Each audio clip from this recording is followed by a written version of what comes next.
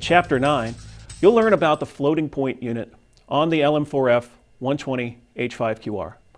All of TI's M4 devices are equipped with a floating point unit, although for code compatibility reasons, it's switched off at reset. You'll learn about the basics of floating point numbers and how the LM4F devices implement them. What is floating point? Floating point is a way to represent real numbers on computers. There are several IEEE floating point formats: the half precision at 16-bit, single precision at 32 bits, double precision at 64 bits, and quadruple at 128 bits. IEEE 754 is single precision, that's the 32-bit version there, assigned bit, 8 bits of exponent, and 23 bits of fraction. IEEE 754 defines a single precision floating point representation like we just saw on the previous page. For example, right, there's the sign bit, the exponent, and then there's the fractional representation.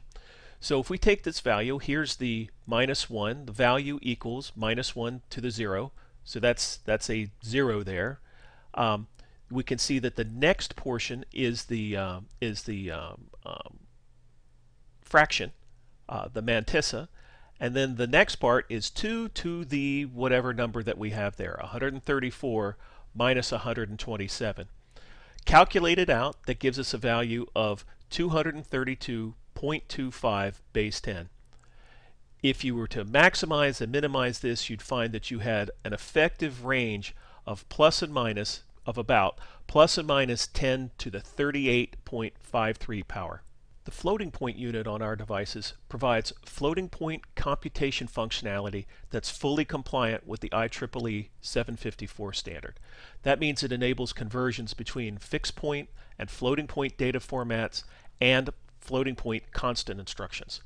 The Cortex M4F floating point unit fully supports single precision adds, subtractions, multiplies, divides, single cycle multiply and accumulate, MAC instruction, and square roots. You can see the instructions that the floating point unit supports in the diagram at the bottom of the screen.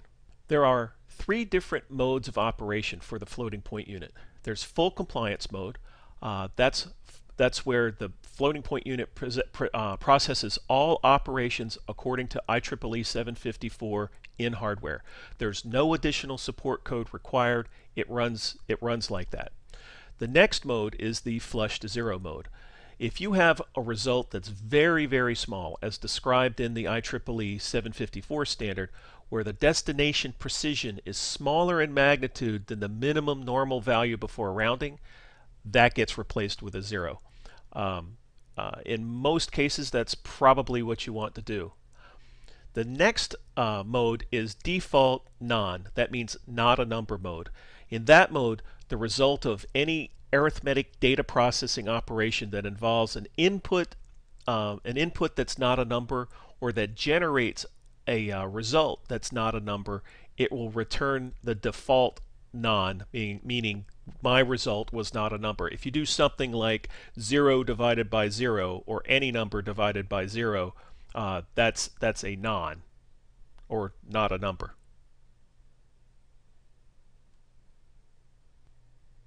To support its operations, the floating point unit has 16 64-bit double word registers D0 through D15 and 32 32-bit single word registers S0 through S31. The floating point unit is disabled from reset. You must enable it with a StelarisWare API function call before you can use any floating point instructions. The processor must be in a privilege mode to read and write from the coprocessor access control register. That's the one that's going to turn it on. That API does that. Some exceptions here. The floating point unit sets the cumulative exception status flag in the exception register as required for each instruction. The floating point unit does not support any user type traps that you might write. The processor can reduce the exception latency by using something called lazy stacking. We have a StelarisWare API function call to do that. Lazy stacking means that the processor reserves space on the stack for the state, but it doesn't save that state information to the stack unless it's necessary. ARM has developed the Cortex Microcontroller Software Interface Standard, or CMSIS. Included in that is a DSP library that you could use to create your own DSP type functions. If we benchmark the Cortex M3 versus the Cortex M4 with its floating point unit, the Cortex M4, even in fixed point code, is about twice as fast as the Cortex M3.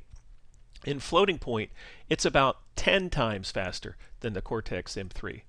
If you look at the diagram down at the bottom, for a Q15 FIR, Q15 is where we have a sign bit and 15 bits of fraction.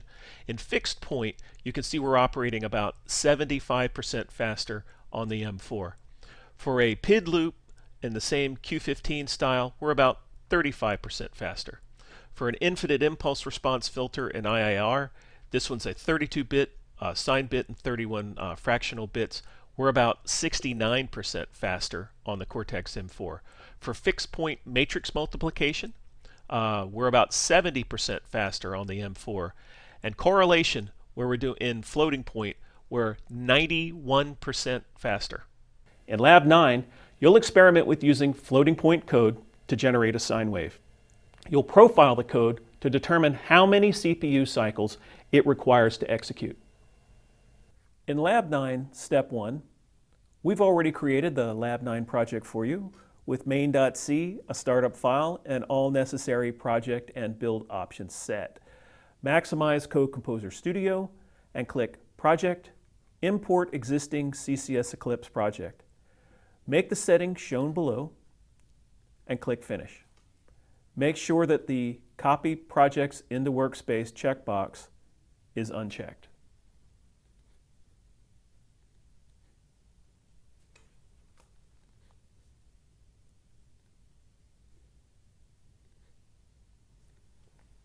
So in this case, you saw that my lab assistant put Lab 9. Lab 9 will work. Lab 9 CCS will work. The Discovered Projects window there will find the correct one for you. So the code is fairly simple. What we're going to do is we're going to use the floating point unit to calculate a full cycle of a sine wave inside of a 100 data point long array. In step 2, in order to save some time, we're going to browse the existing code rather than enter it line by line. Open main.c in the editor pane and paste in the code that you see below.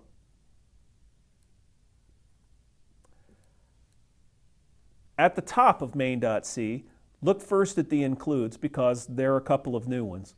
Math.h, that's the code that uses the sinF function, prototyped by this header file. And fpu.h is support for the floating point unit. Next is an if-indef construct, just in case m under pi is not already defined by the math libraries. This code will do that for us. The types and series are next. The series length, that's going to be the depth of our data buffer. The float G-series data of series length, that's an array of floats, series length long.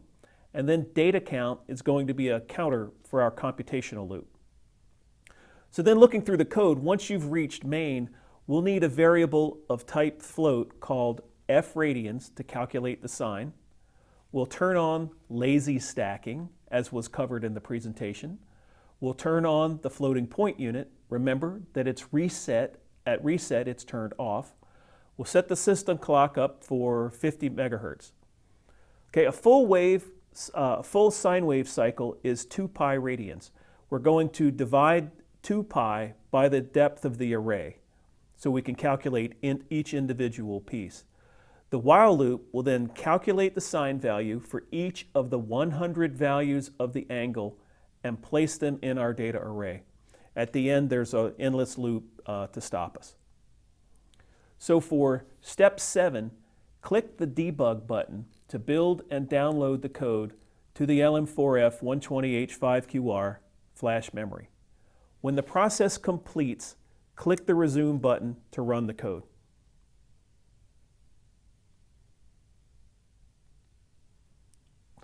In step 8, Click the suspend button to halt code execution. Note that the execution stopped in the while loop at the end of your program. In step 9, if your memory browser isn't currently available, click View Memory Browser on the menu bar. In either case, enter G series data. Make sure you watch the capitalization there. It's lowercase g, title case series, title case data, all one word, in the address box, and click Go. In the box that says Hex 32-bit TI style, click the down arrow and select 32-bit float. What you're going to see in there is sine wave data in memory like we have in the screen capture. So is that a sine wave? It's really hard to tell from the numbers alone. But we can fix that. On the CodeComposer menu bar, click Tools, Graph, Single Time.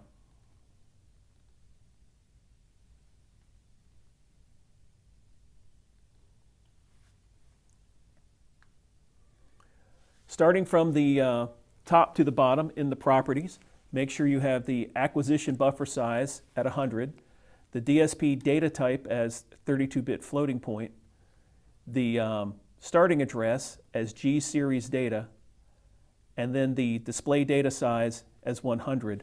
One caution here, if you come up with the graph and realize that you've tried to graph it in the wrong DSP data type, which in this case is 32-bit floating point, and go back and change it, the graph doesn't change properly. You would have to redo the graph.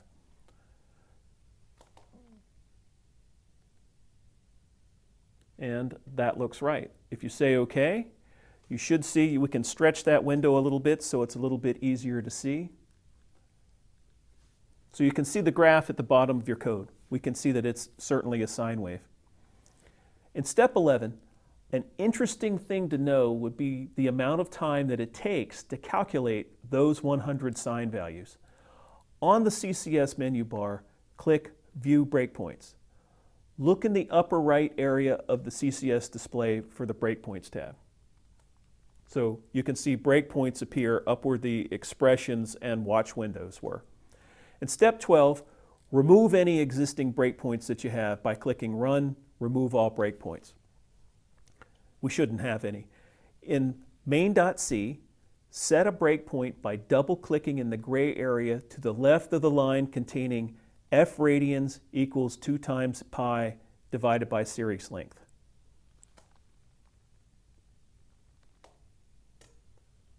So we've got a breakpoint set. OK. Click the Restart button to restart the code from main, and then click the Resume button to run to the breakpoint.